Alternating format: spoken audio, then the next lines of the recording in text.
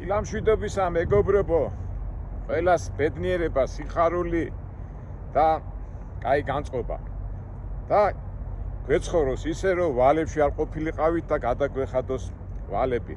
და საერთოდ რა, ვალები ყოფილიყო შორს ჩვენგან შორს და ის ლაღი და ის როგორ გითხრათ, სასიხარო მომენტი ქონოდეთ, რასაც ქვია უვალოდ ცხოვრება. აი როგორ დავიწყე რა საუბარი მეგობრებო, ალბათ ხვდებით რომ ჩვენ ვისაუბრებთ დღეს ვალების შესახებ და ეხლა ამჟამად ცოტა წავი ვარჯიშე, ცოტა გრილა, იმიტომ ცოტა ხანში ეხლა დაცხება და ფორმაში მინდა ჩავდგე, ყოველ შემთხვევაში ჩვენ ყოველთვის ვცდილობთ რომ ფორმაში ვიყოთ და ეხლა გავაკეთებ ამ 3 კილომეტრიან, 4 კილომეტრიან სიარულს, ვარჯიშის ციკლს დავამთავრებ და ამ სიარულში ვისაუბროთ ალბათ გეტყვით იმას, რაზეც ჩავთე ეს ვიდეო.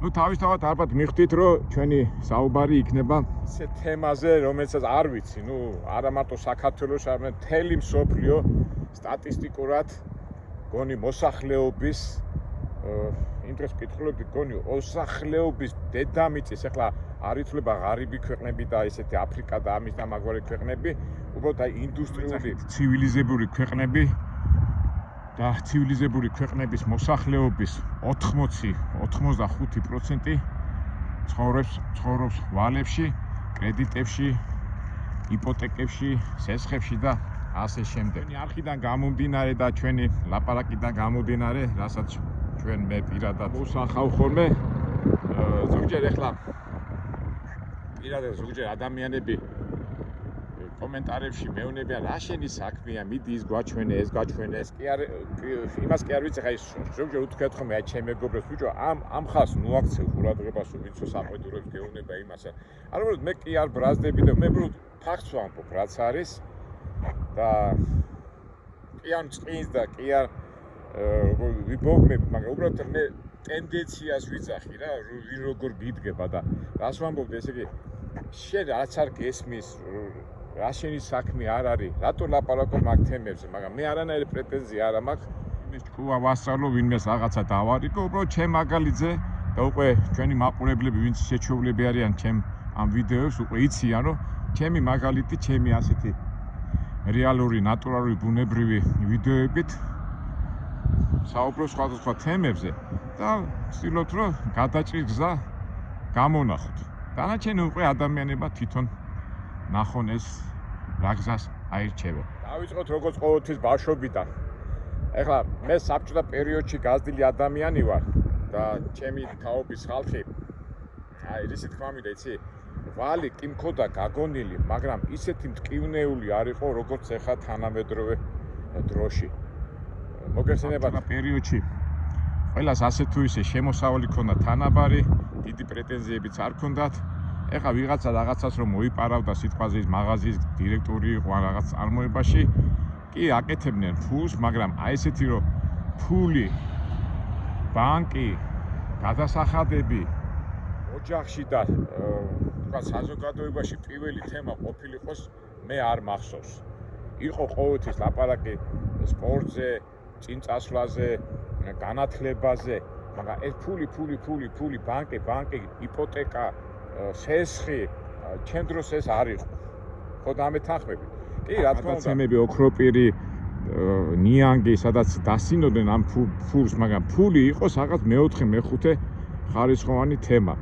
გავიდა დრო, თან გახსოვთ ხო, იდეოლოგიაში, სწავლებაში ოთის დასცინოდნენ კაპიტალისტურ ქვეყნებს, ამერიკას, ევროპას და საბჭოთა წყობა იყო იდეალურ წყობად, მაგრამ ეხლა ასე ვთქვათ თუ ისე ვთქვათ, ფული ნამდვილად არ იყო პირველ ადგილზე საუბრებში.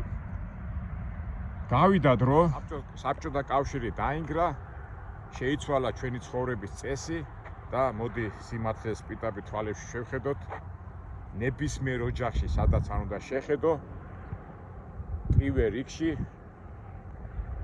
დგას, აი ხო წარმოიდგინე ხა ბავშვები რომ ზიანი საჭმეს ჭამე რაღაცა, აი დარწმუნებული ვარ რომ 90% ესმით, აი მამა უნდა იმუშაოს, კრედიტი უნდა გადაიხადოს, ბინის ფული უნდა გადაიხადოს, იპოთეკა უნდა გადაიხადოს და ნუ რისი თქმა მინდა რომ ფული, ვალი, ბანკი, ინვესტიცია დადგა პირველ ადგილას. არ ვიცი, ეს ჩემი სუბიექტური აზრია, მაგრამ მგონია რომ მართავს ვამბობ. ხშირად აი თუნდაც აი სპორტი ჩვენ დროს როგორ იყო სპორტი სადაც გინდა წადი, ბოქსის წრეზე წადი, ველოსპორტზე წადი, ნებისმიერ ფეხბურთზე წადი.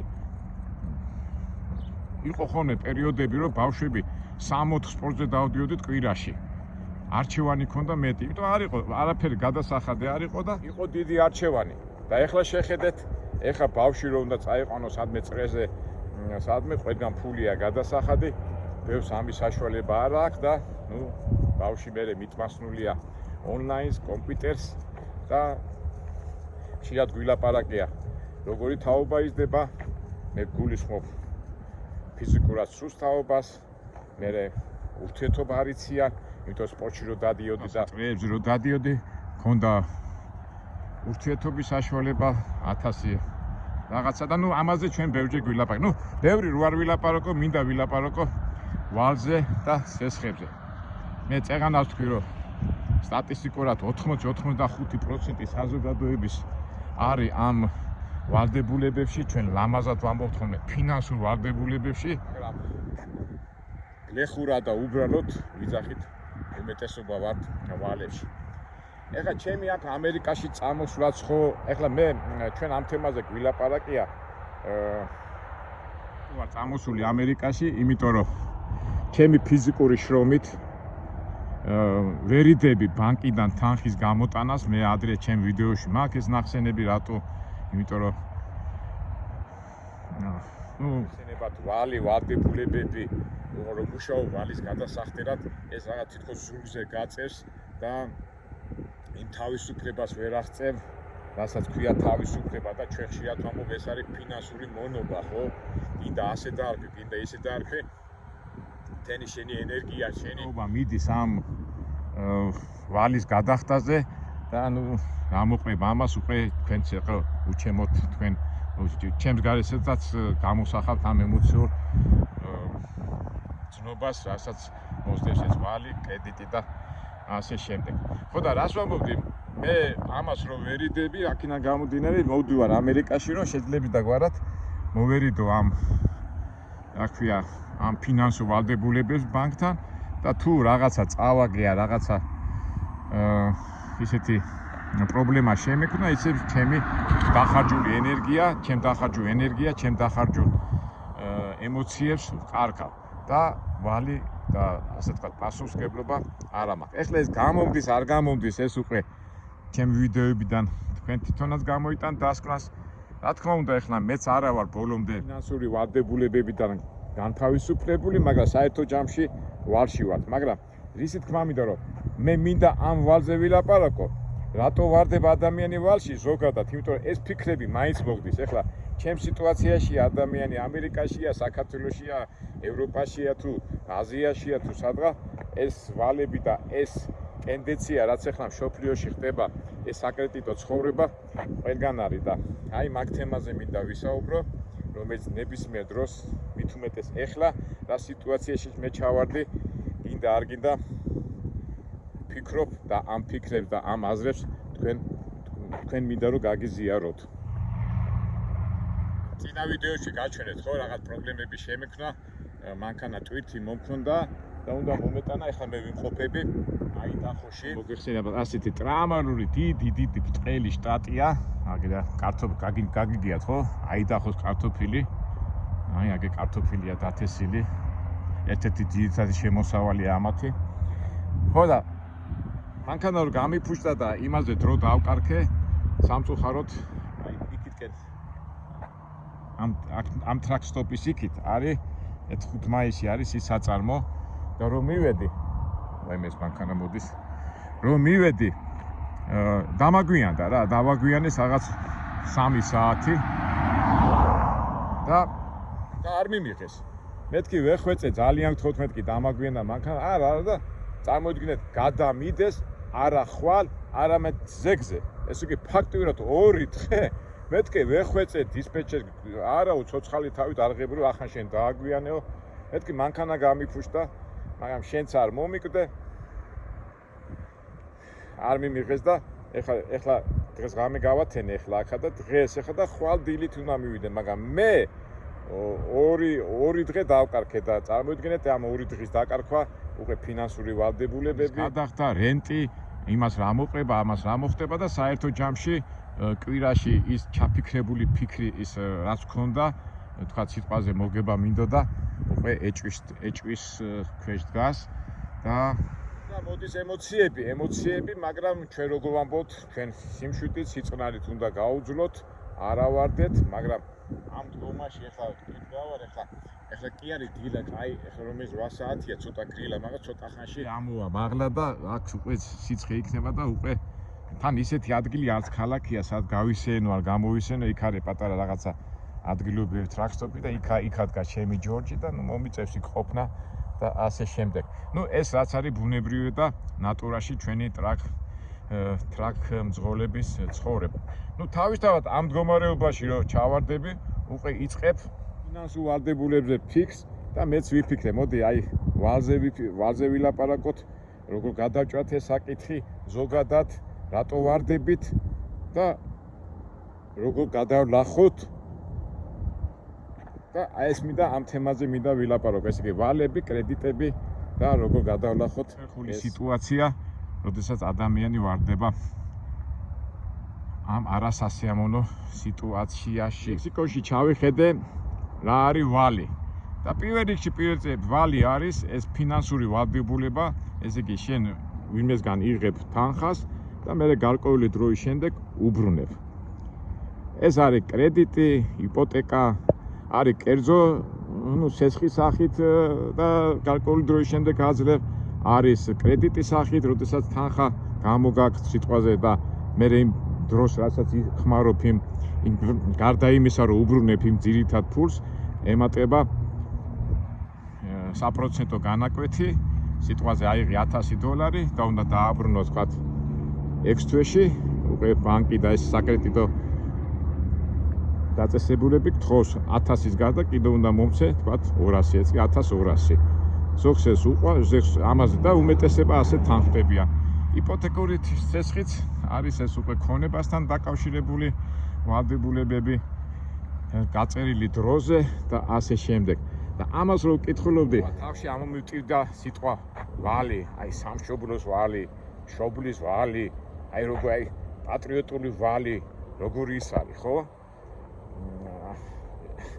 როგორი ისეთი მუხტი დამუხტული სიტყვაა, მაგრამ ამ დროს როცა იწყებ ფულზე ლაპარაკს, კრედიტს ეს რაღაცა ეს დადებითი მუხტი გადადის ამ რეალობაზე.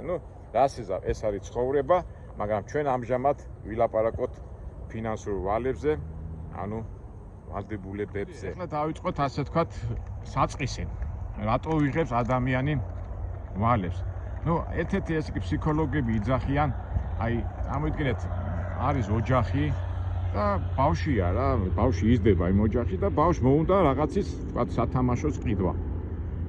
და ჯინაობს, მაგრამ მშობლებს არ აქვს ეს საშუალება და ჯგუნებულ ბავშვს ეუნებიან, მოდი დამაცადე 3 თვეში, 4 თვეში, ეს ბავშვი თავს იგიჟებს, არა მინდა და მშობლის გული ხო იცით როგორია და არ აქვს ამ მშობელს ეს, რა ქვია, იმ მომენტში იყიდოს ის თქვა მანქანა და არ უნდა აწყენინოს თავის ბავშვს და იღებს სესხს. შეიძლება კერძო პირისგან ან სესხს და ვარდება ვალებს. თავის ბავშვის სურვილის დაკმაყოფილებას ემსახურება ეს ვალი.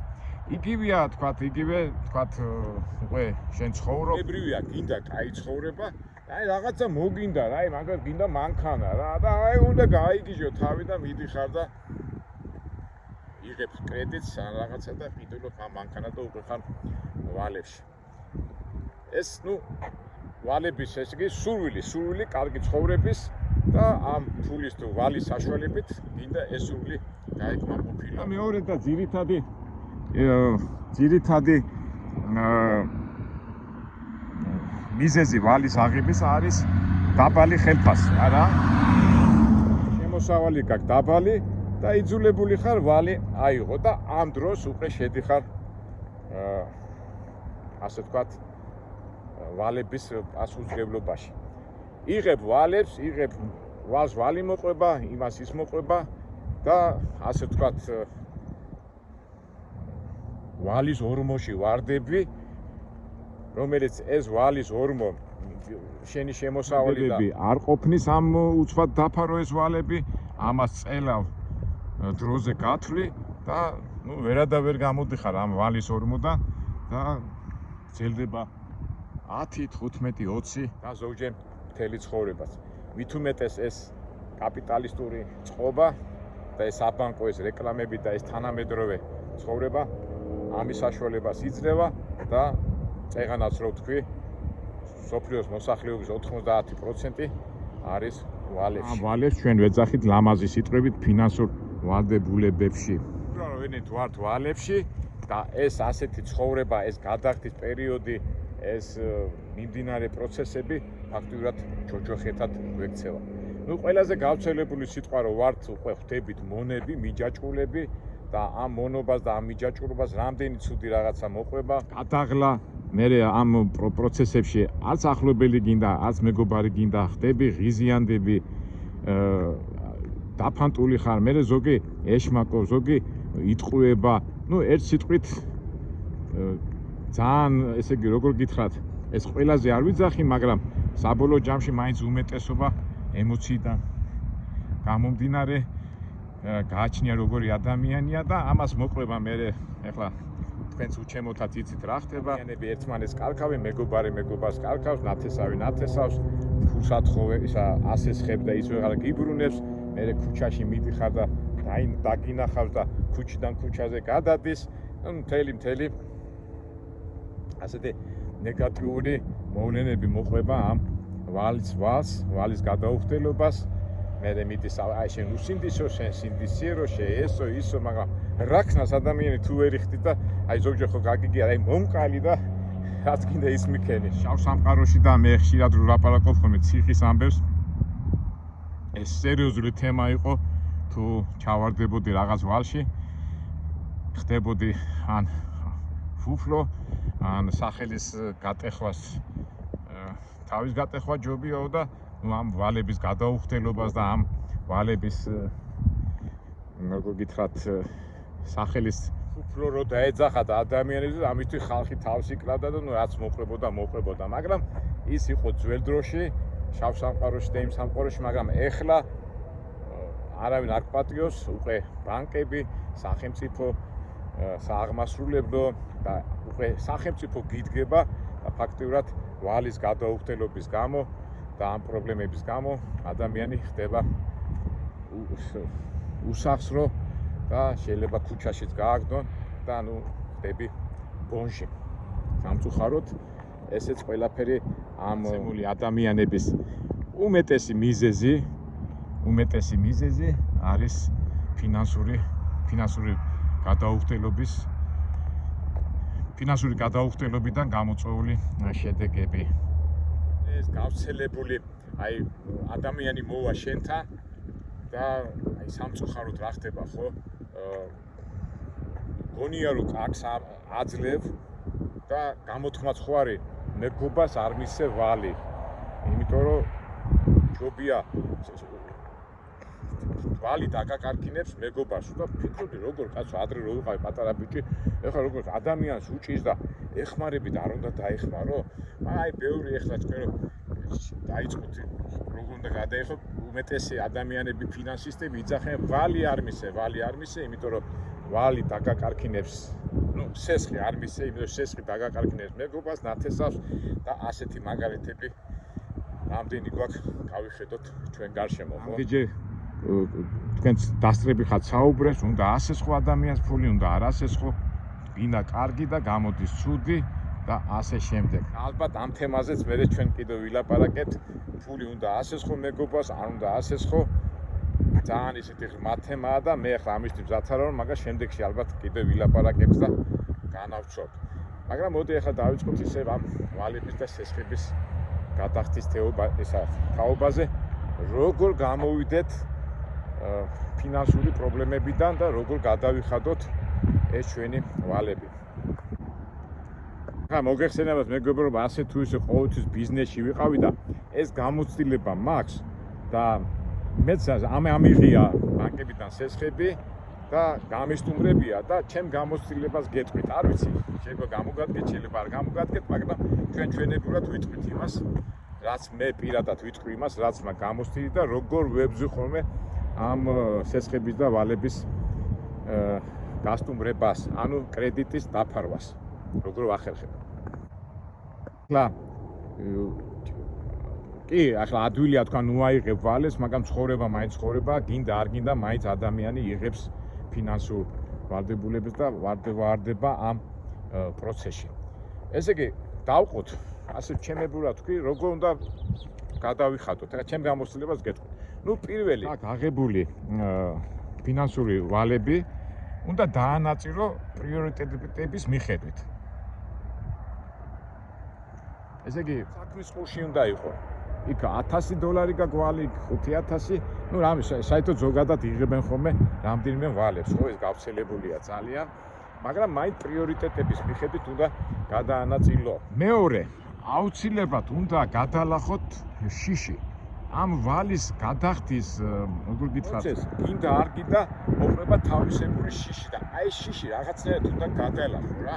ეხლა მაგათ აი გეშინია, ვაიმე $1000 ავიღებ, უფრო ადვილია, ვაიმე $10,000 რო ავიღო, უფრო აკანკადები. მაგრამ ვალია ნებისმიერ ვარიანტში რო უყურებთ რაღაცნაირად იძაბები, იქიდან მოდის შიში, მაგრამ ეს შიში უნდა გადალახო და ამაზე უნდა იმუშაო. აი მაგალითად ეხლა მილიონერები და ძალიან ბევრი მდიდარი ადამიანები ვალები აუღიათ და გამოსულან ამდენჯერ მდგომარეობა. აი თუნდაც აი ხა ჩვენი ეს ცნობილი ამერიკის პრეზიდენტი დონალდ ტრამპი მის ცხოვრებას რო შეხედო, გონი 5 თუ 6ჯერ აქვს ძალიან დიდი ვალები აღება და გაბანკროტებულა. მაგრამ მან ცოტა ისეთი თემაა რა, აი ხშირად მე მილაპარაკია, ეხლა როცა გააქვს და იმით თქვა რაღაცა ვალი ჩავარდი და რაღაცა შენობა გაქვს და იმით გაისწრებ ადვილია, მაგრამ როცა არა გაქვს რა უნდა გააკეთო, ხო? და ეხლა ნუ გავიწყდებათ ეხლა ზოგჯერ ეს მაგალითი რომ მოყავთ ხოლმე ტრამპი თავიდანვე მილიონერი იყო, დაიბადა და მილიონერის ოჯახში ცხოვრობდა და აი მან ცოტა ისეთი თემა, მაგრამ ესეც ცოტა ისეთ განსახილველია რა.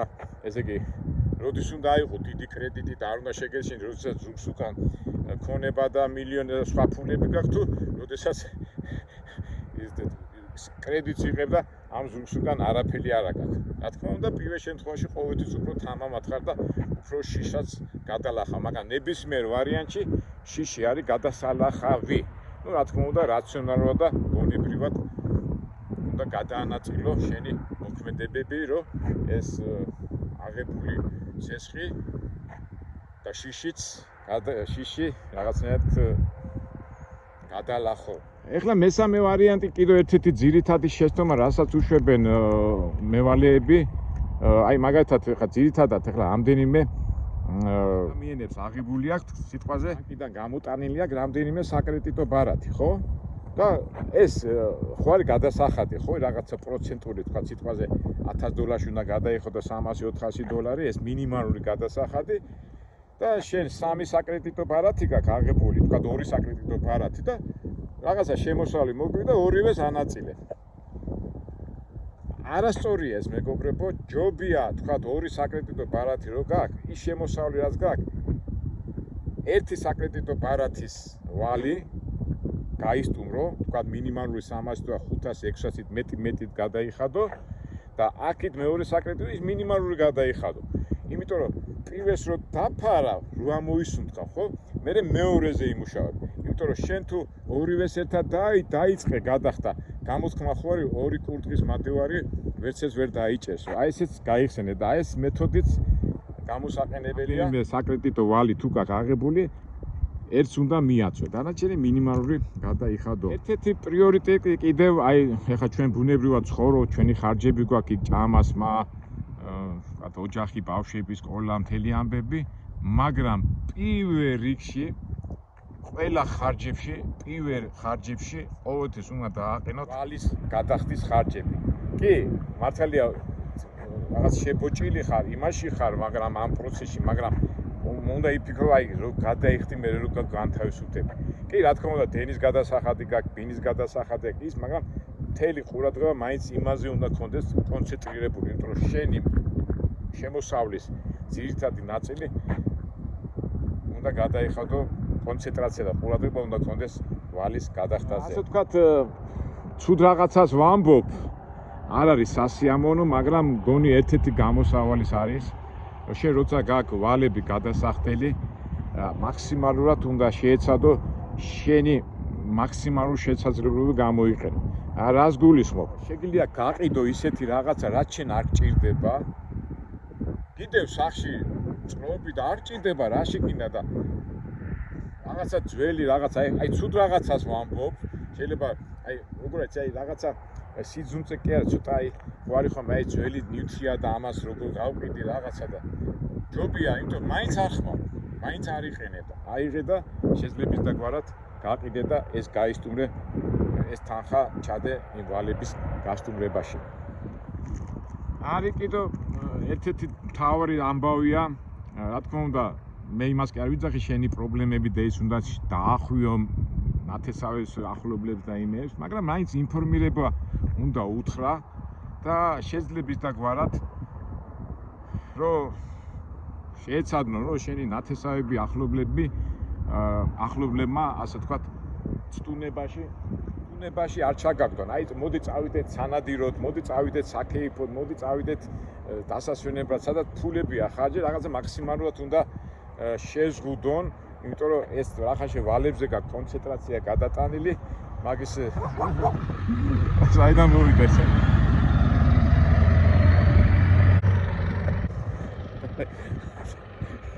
მეთქე ახლა მოვიდა ვიღაცა და დამიწყებს ახლა რატო იღებ რაღაც დაიწყებს და მე თურმე ძაღლებზე ელაპარაკობ და რაღაც წესით ახლა რა უნდა მითხრან ახლა დავშეინოთ ახლა და ჩვენ პრობლემებზე საუბრობთ ჩვენ ვალებზე.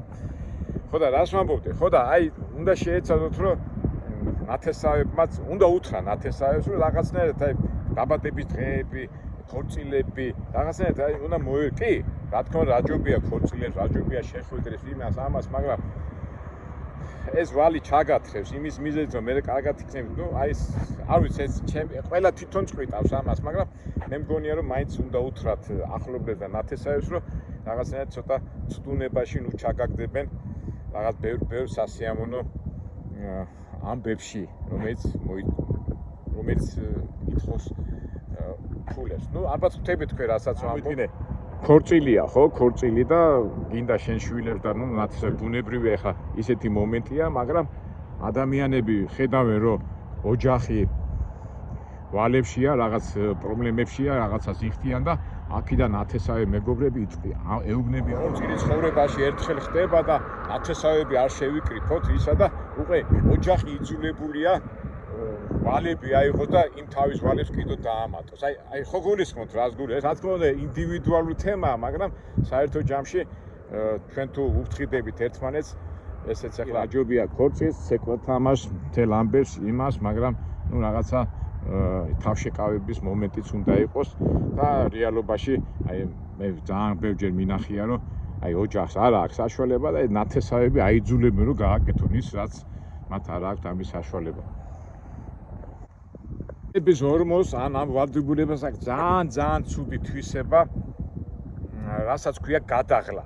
აი ადამიანი აღარ შეუძლია, აი ყველანაირი ძალა დაკარგული აქვს, ყველანაირი უკვე აღარ შეუძლია ხანიკიდან ხანაკიდან ანიკით სუდად გახდა ვიღაცა ამ ვალების გადახო ბევრია ჩვენს ხო ვიდეოებში ვაჩვენებთ ხოლმე უცბად ამდენი ისინი რომ დაგეხვევა ხოლმე ეს პრობლემები, მაგრამ ჩვენ რას ვამბობთ ციწყნარით სიმშვიდით და აი მას ვიძახი არის დაგეხვევა ეს მთელი პრობლემები და აი გადაღლისკენ მიდიხარ, მაგრამ ესეც უნდა გადალახო და როგორ იმაზე რომ შენ შუა გზაზე რომ გაჩერდები რა მოყვება ამას.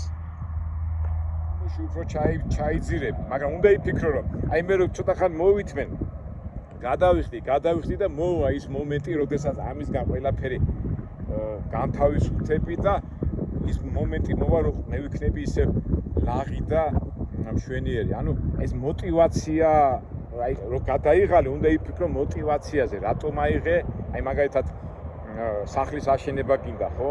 და ნუ რაღაცას ვეღარ იხდი რა.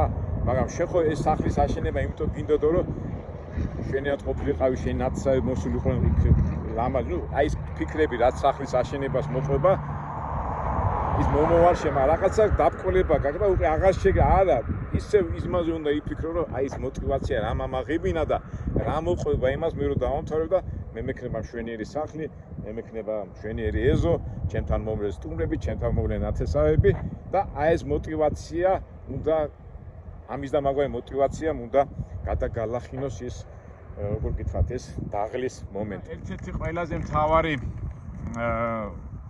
აი რო გადალახო ეს შენი ფინანსური ვალდებულება არის როგორ შეხედავ ამ ვალებს არავითარ შემხედაში ვალებს არ შეხედოთ როგორ კაბალა როგორ ტრაგედია როგორ საშინელება შეხედეთ მაგას როგორც თქვენი ცხოვრებისეულ გამოცდილებას თქვენ ამას გადალახავთ ეს თქვენი ცხოვრების განვითარების წინსვლისთვის